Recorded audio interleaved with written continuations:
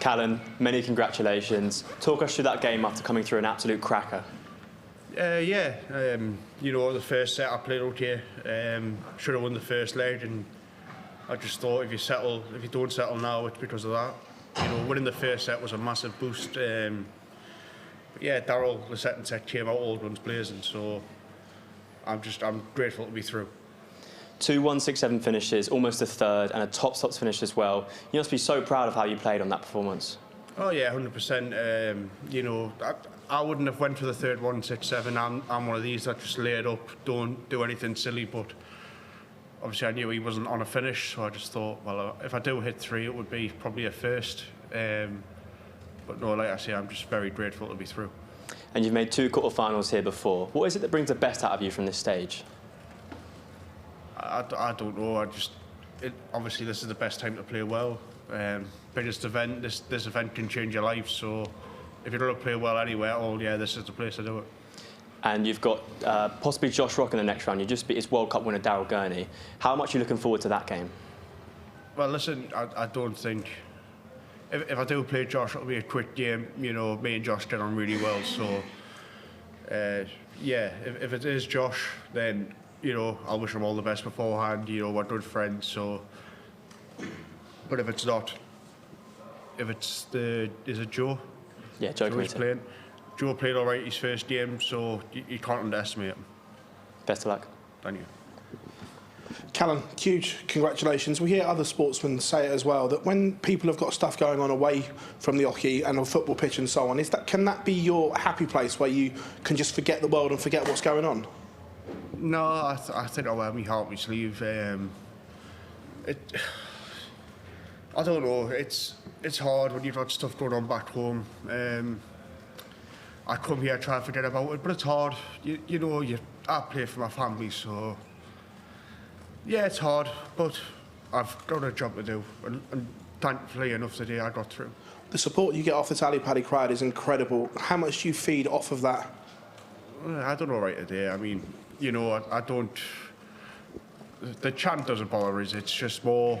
I've got too much stuff going on back home to think about it. You know, I hear them say my name, and I do get a smile, but at the same time, I just wish I was home. Callan, congratulations. Those 2 quarterfinals here have been huge moments in your career. What would it mean to maybe go a step or 2 further and reach a semi or a final, or even win it here this year? If I would it, I'm retiring, lad. I'm not coming back yet. No, but I would love to win it. Obviously, it's every dart player's dream to. If you're playing darts, you want to be a world champion. But listen, I can't look past my next round game, whether it's Josh or Joe. You know, you can't think ever too far ahead to anyone. You talked about on the stage about the respect that you've got for Daryl Gurney. Just talk about where that's come from and how you get on with him. Probably even our first ever European tour was in Gibraltar. And me and him just got laughing, joking on, practicing together. And just since then, you know, so probably, I think it was 2017, so give or take 9 years, I've known Daryl, and we've got on really well. You know, we'll always have a laugh with each other. That's right. Obviously, with stuff going on back home, he's one of the. You've got like Luke Woodhouse, who I'm good friends with, James Hurrell. You know, they message us all the time because they know what's going on. I don't really want to say it, but yeah, it's just nice to have friends away from the dartboard. And what did Daryl say to you after the match? I know you had a bit of a chat with him. He just said it's all you, lad. Don't worry about anything. Just focus on yourself. Because obviously it's hard to do, but I'll be trying my best, 100%. Well done, Callan. Callan, real great performance there. It was a real topsy-turvy battle between the 2 of you, and when Daryl came out with the big sets in that set 2, what was your thinking? Was it that I'm going to hit him back, or was it just try and play your own game? No, definitely not. Just try and play your own game. You know, the first set I thought I was the better player. I probably should have won it 3-0. I didn't, but listen, I won it, so. You know, me winning that first set and then him coming out the second set and playing like he did, that could have been 2-0 to him, you know, and then I'm chasing, you know, the full time. But even the third set, he was pummeling 140s in, 180s in.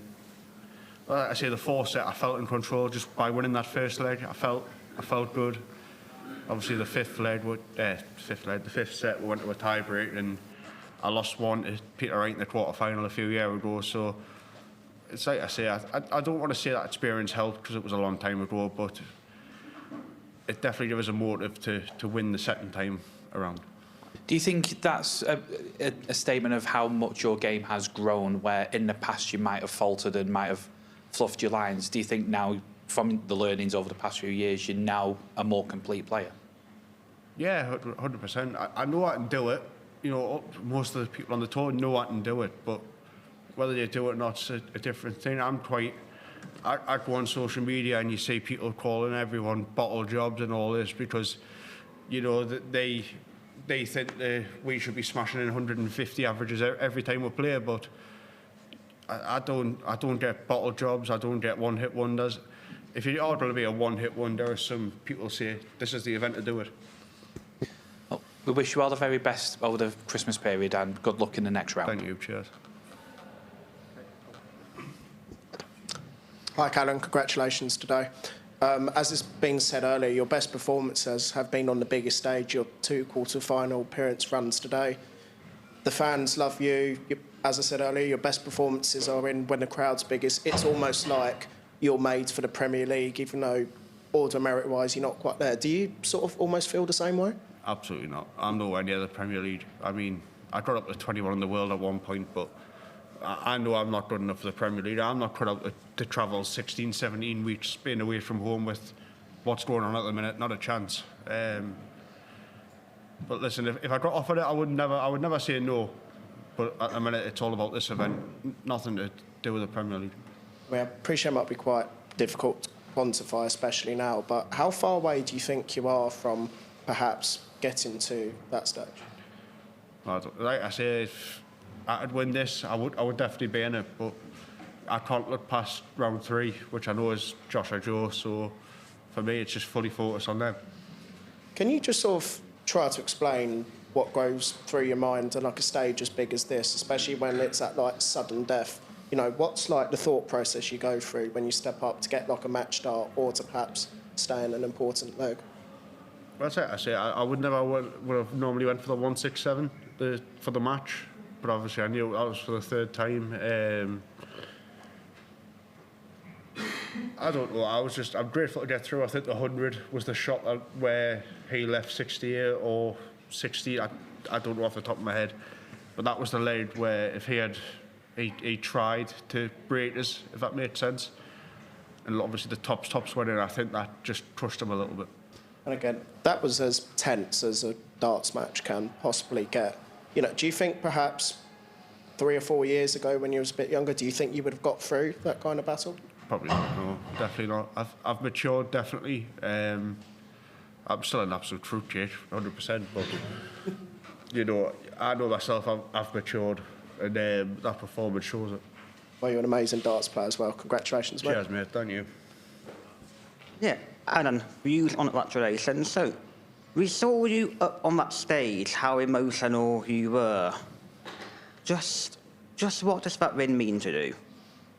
The win means everything. I play for my family, and that's it. You know, I know people say they play for themselves. Look, I do. I play for myself, but I also play for my family because my grandma, my granddad, my mum, they're the ones that got us into darts. So, for me, everything's for them. And we've seen, obviously, players like Humphreys have their own issues off the oche, and now he's on that.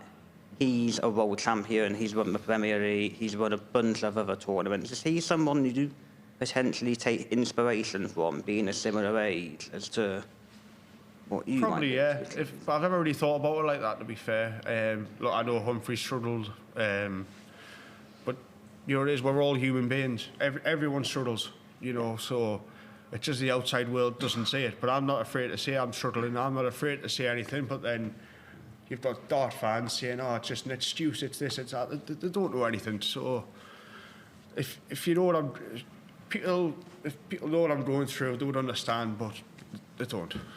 Well, it's very commendable you're willing to be that open. Thank you for the time. No problem. Okay.